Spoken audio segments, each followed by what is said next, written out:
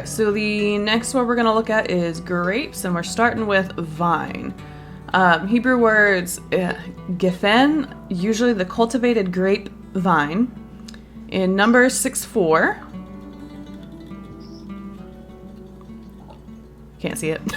All the days of his separation shall he eat nothing that is made of the vine tree, from the kernels even to the husk. And then in Jude, I'm assuming that's Jude. So we have Gefen Heyayin, literally vine of wine, translated grapevine in Numbers, and vine, margin grapevine. And then that one, 2 Kings 4:39, and one went out into the field to gather herbs, and found a wild vine, and gathered thereof wild gourds his lapful, and came and shred them into the pot of pottage, for they knew them not. Ooh, they knew them not. Right.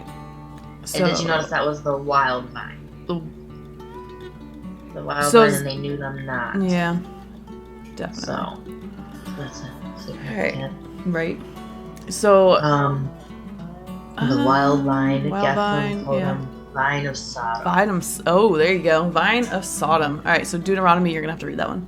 For their vine is of the vine of Sodom, and of the fields of Gomorrah, and their grapes are grapes of all. Their clusters are bitter. Well, all right, so then the second one would be Sorek in... Choicest vine. Yep, choice vine. Isaiah... And he fenced it, and gathered out the stones thereof, and planted it with the choicest vine, and built a tower in the midst of it, and also made a winepress therein. And he looked that it should bring forth grapes, and it brought forth wild grapes.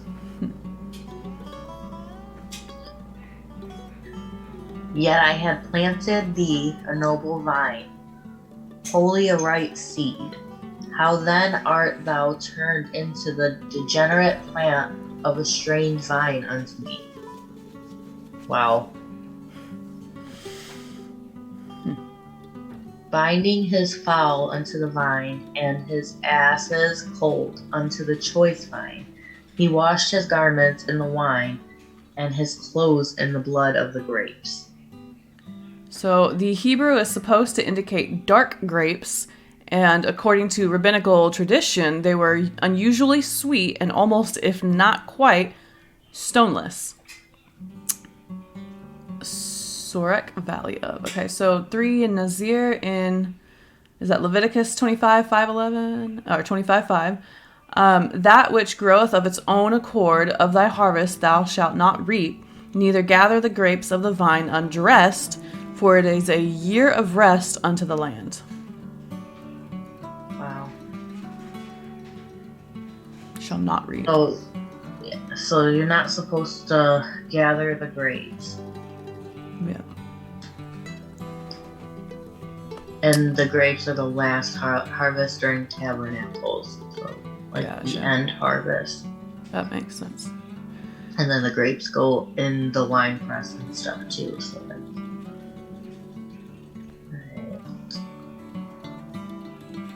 A jubilee shall that 50th year be unto you. Ye shall not sow, neither reap that which groweth of itself in it, nor gather the grapes in it of thy vine undressed. So separation too, because it says vine undressed, but then it says margin of separation. So Yep. it may mean an unpruned vine and be a reference to the uncut locks of a Nazarite. But it is equally probable that Nazir should be Batsir, vintage. So for the blossom, we have Perak. So Isaiah 18:5. For afore the harvest, when the bud is perfect and the sour grape is ripening in the flower, he shall both cut off the sprigs with pruning hooks and take away and cut down the branches.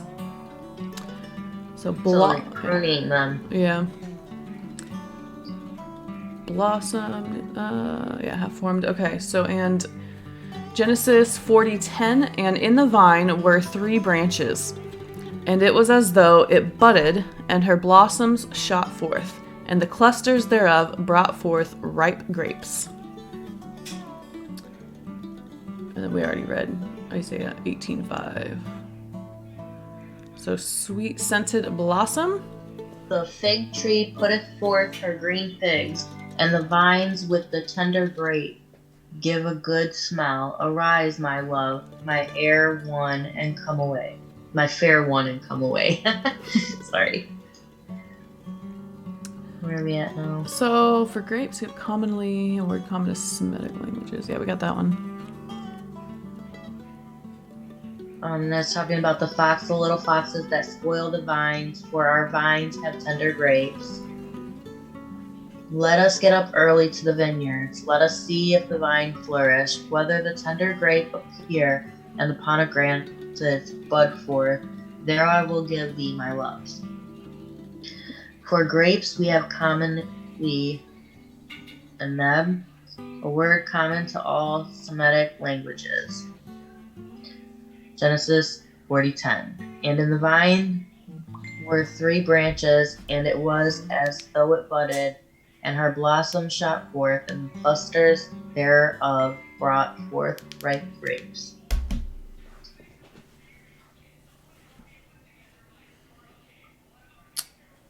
Deuteronomy 32:14. Butter of kine and milk of sheep with fat of lambs, and rams of the breed of Bashan, and goats with the fat of kidneys of wheat, and thou didst drink the pure blood of the grape. Blood of the grape, that's interesting. Yeah. Isaiah 5:2. And he fenced it and gathered out the stones thereof, and planted it with the choicest vine, and built a tower in the midst of it, and also made a winepress therein, and he looked that it should bring forth grapes, and it brought forth wild grapes. Ripening grape, Yep. I already read that. Sour grape. He shall shake off his unripe grape as the vine, and shall cast off his flower as the olive. Unripe grapes, Jeremiah.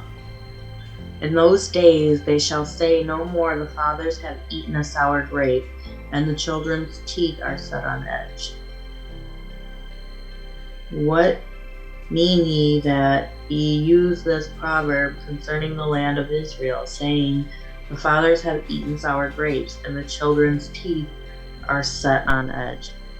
Matthew 26:29. But I say unto you, I will not drink henceforth of this fruit of the vine, until that day when I drink it new with you in my Father's kingdom. And then staful, blood of grapes. So I got Sirach 39:26, Matthew 7:16. Ye shall know them by their fruits. Do men gather grapes of thorns, or figs of thistles? And then in Botrus in Revelation 14:18.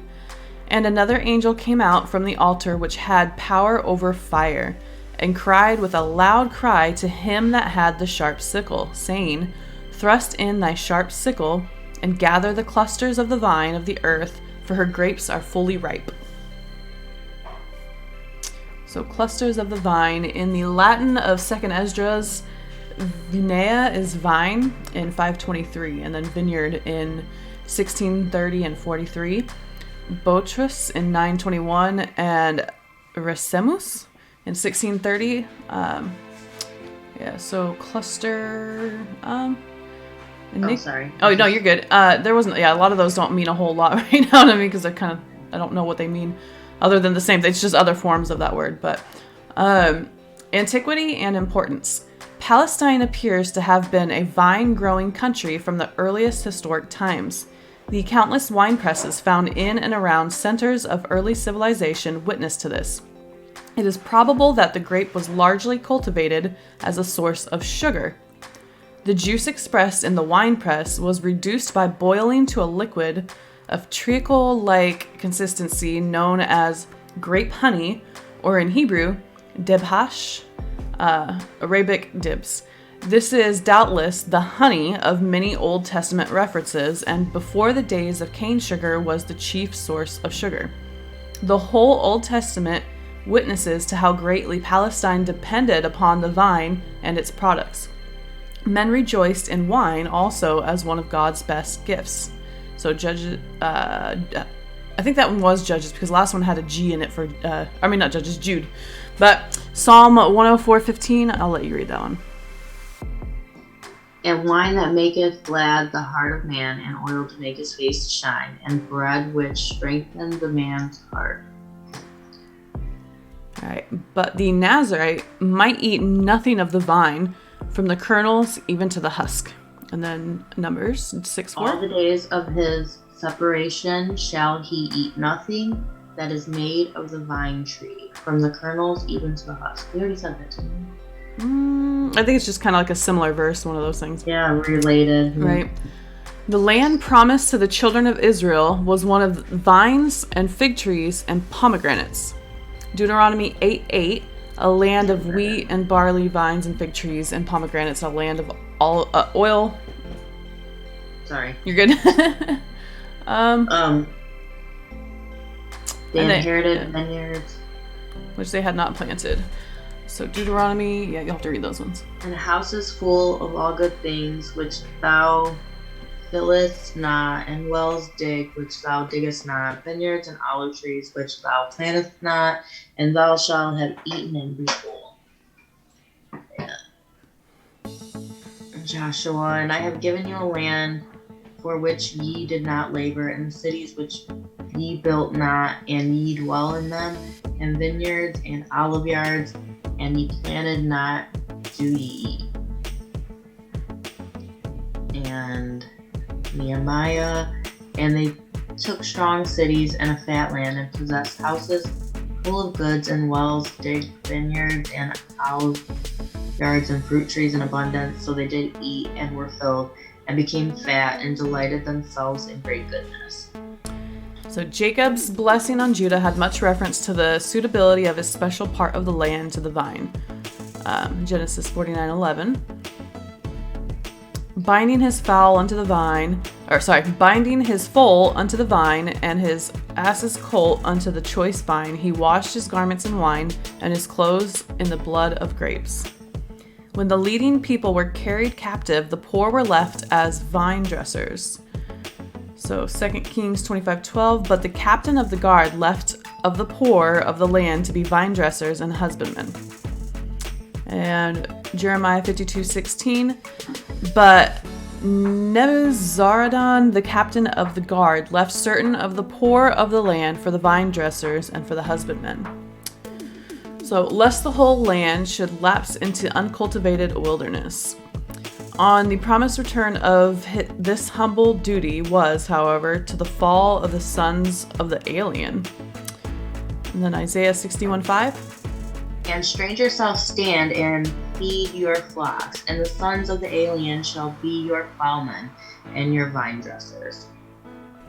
So, it's cultivation. The mountain regions of Judea and Samaria, often little suited to cereals, have always proved highly adapted to vine culture. The stones must first be gathered out and utilized for the construction of a protecting wall, or of terraces, or as the bases of towers. And he fenced it, and gathered out the stones thereof, and planted it with the choicest vine, and built a tower in the midst of it, and also made a wine press therein. And he looked that it shall bring forth grapes, and it brought forth wild grapes. Here another parable. There was a certain household which planted a vineyard, and hedged it round about, and digged a wine press in it, and built a tower, and let it out to husbandmen, and went into a far country. Every ancient vineyard had its winepress cut in a sheet of rock appearing at the surface. As a rule, the vine stalks lie along the ground, many of the fruit-bearing branches falling over the terraces. Compare Genesis 49:22. The branches run over the wall. So the branches are fruitful. In some districts, the end of the vine stalk is raised by means of a cleft stick a foot more over the surface. Exceptionally, the vine branches climb into the trees, and before a dwelling house, they are sometimes supported upon poles to form a bower. Compare. In Judah, Yeah, go ahead. Go ahead. In Judah and Israel dwelt safely, every man under his vine and under his fig tree, from Dan even to Beersheba, all the days of Solomon. The cultivation of the vine requires constant care, or the fruit will very soon degenerate. After the rains, the loosely made walls require to have breaches repaired. The ground must be plowed or harrowed and cleared of weeds. Contrast with this the vineyard of the sluggard.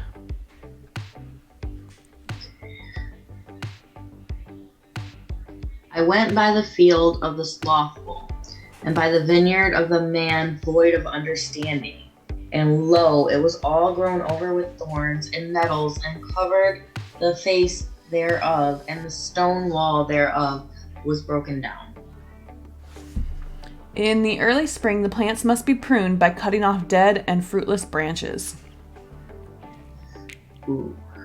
6 years thou shalt sow thy field, and 6 years thou shalt prune thy vineyard, and gather in the fruit thereof.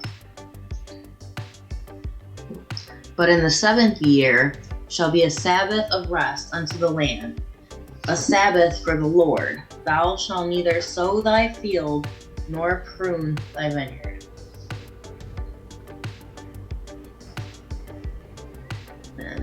I will lay it waste, it shall not be pruned nor digged, but there shall come up briars and thorns. I will also command the clouds that they rain no rain upon it. So, cutting off dead and fruitless branches which are gathered and burned. John 15:6. If a man abide not in me, he is cast forth as a branch. It is withered, and men gather them and cast them into the fire, and they are burned. As the grapes ripen, they must be watched to keep off jackals and foxes. In Song of Songs 2:15, take us the foxes, the little foxes that spoil the vines, for our vines have tender grapes. And in some districts, even wild boars. The boar out of the wood doth waste it, and the wild beasts of the field doth devour it. The watchman. Oh, go ahead. The watchman is stationed in one of the towers and overlooks a considerable area. When the grape season comes, the whole family of the owner frequently take their residence in a booth constructed upon one of the larger towers and remain there until the grapes are practically finished. It is a time of special happiness. And gladness is taken away, and joy out of the plentiful field. And in the vineyards there shall be no singing, neither shall there be shouting. The treaders shall tread out no wine in their presses. I have made their vintage shouting to cease. The gleanings are left to the poor of the village or town. In Leviticus 19:10, and thou shalt not glean thy vineyard, neither shalt thou gather every grape of thy vineyard. Thou shalt leave them for the poor and stranger. I am the Lord your God. Deuteronomy 24:21, when thou gatherest the grapes of thy vineyard, thou shalt not glean it afterward. It shall be for the stranger, for the fatherless, and for the widow. And it's all you on those. Yet gleaning grapes shall be left in it, as the shaking of an olive tree, 2 or 3 berries, and the top of the uppermost bough, 4 or 5, and the outmost fruitful branches thereof, saith the Lord God of Israel. When thus it shall be in the midst of the land among the people, there shall be as the shaking of an olive tree, and as the gleaning of grapes when the vintage is done. If the grape gatherers come to thee, would they not leave some gleaning grapes? If thieves by night, they will destroy till they have enough. Woe is me, for I am, when they have gathered the summer fruits, as the grape gleanings of the vintage, there is no cluster to eat. My soul desire the first ripe fruit. In the late summer, the vineyards are a beautiful mass of green, as contrasted with the dried up, parched land around. But in the autumn, the leaves are sere and yellow, and the place desolate. And all the host of heaven shall be dissolved, and the heavens shall be rolled together as a scroll, and all their hosts shall fall down, as a leaf falleth from the vine, and as the falling fig from the fig tree.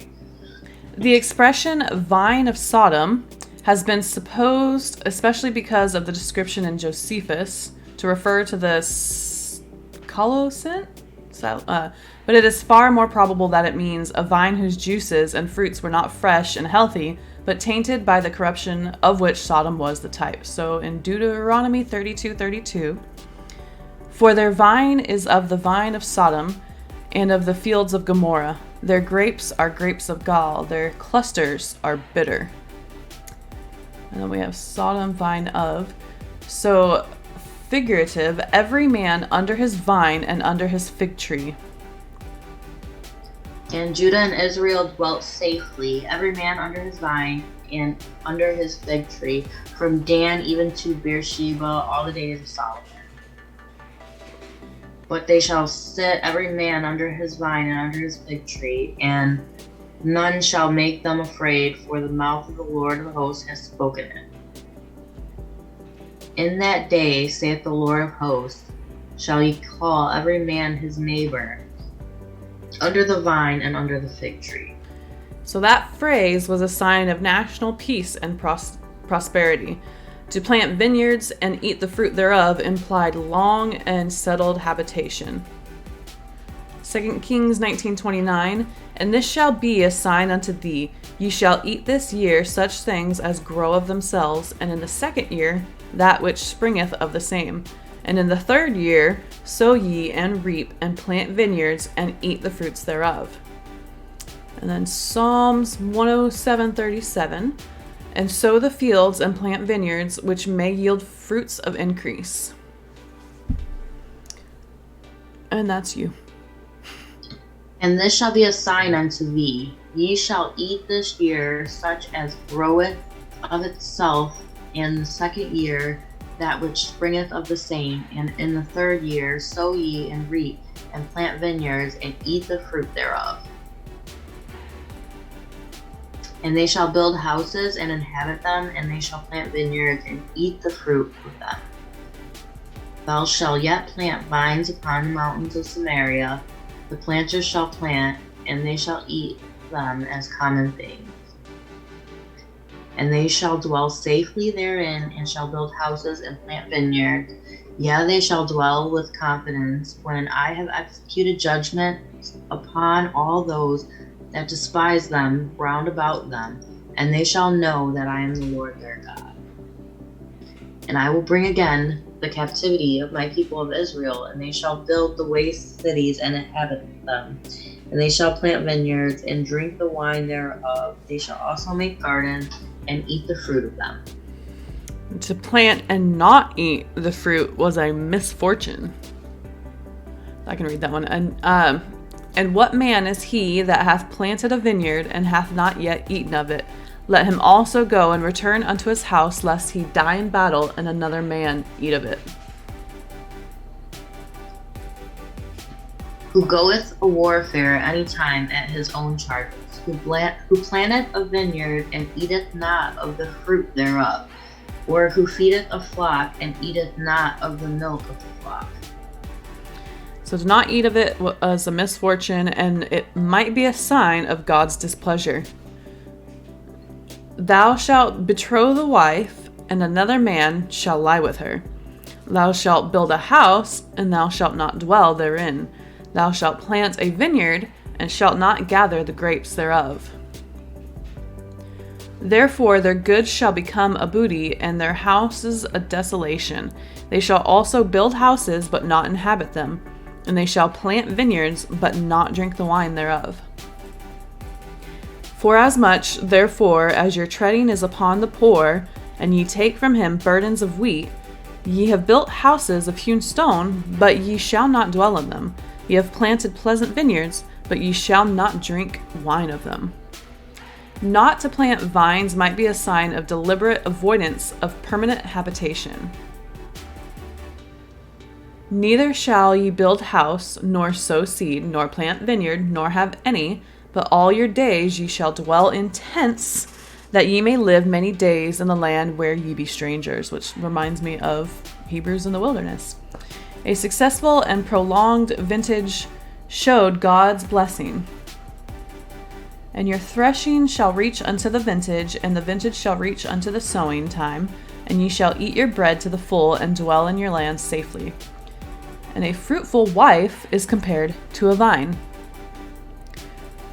Thy wife shall be as a fruitful vine by the sides of thine house, thy children like olive plants round about thy table. A failure of the vine was a sign of God's wrath. He destroyed their vines with hail, and their sycamore trees with frost. That hail plague again. Right? I will surely consume them, saith the Lord. There shall be no grapes on the vine, nor figs on the fig tree, and the leaf shall fade, and the things that I have given them shall pass away from them. He hath laid my vine waste, and barked my fig tree. He hath made it clean, bare, and cast it away. The branches thereof are made white. It might be a test of faith in him. Although the fig tree shall not blossom, neither show fruit, be in the vines, the labor of the olives shall fast, and the fields shall yield no meat. The flock shall be cut off from the fold, and there shall be no herd in the stalls. So Joseph is a fruitful bough. His branches run over the wall. Israel is a vine brought out of Egypt. At a later period, vine leaves or grape clusters figure prominently on Jewish coins or in architecture. You want to cover any of those verses up? I think we can kind of like... Thou hast brought a vine out of Egypt. Thou cast out the heathen and planted it. Yet I have planted thee a noble vine, wholly a right seed. We've already read that one. Many pastors have destroyed my vineyard. They have trodden my portion underfoot. They have made my pleasant portion a desolate wilderness. Ouch. Right. So 3 of our Lord's parables are connected with vineyards, and he has made the vine ever sacred in Christian symbolism by his teaching regarding the true vine. But, yeah.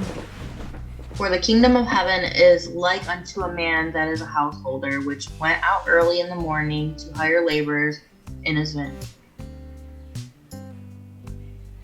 But what think ye? A certain man had 2 sons, and he came to the first and said, Son, go work for the day in my vineyard. Hear another parable. There was a certain household that planted a vineyard, and it hedged it round about, and digged a winepress in it, and built a tower, and let it out to husbandmen, and went into a far country. I am the true vine, and my Father is the husbandman. Every branch in me that beareth not fruit, he taketh away, and every branch that beareth fruit, he purgeth it, that it may bring forth more fruit. Now ye are clean through the word which I have spoken unto you. Abide in me, and I in you. Yeah. As the branch cannot bear fruit of itself, except it abide in the vine, no more can ye except ye abide in me. I am the vine, ye are the branches. And then let's remember, he that abides in him ought to walk also as he walked, when you read that word, abide.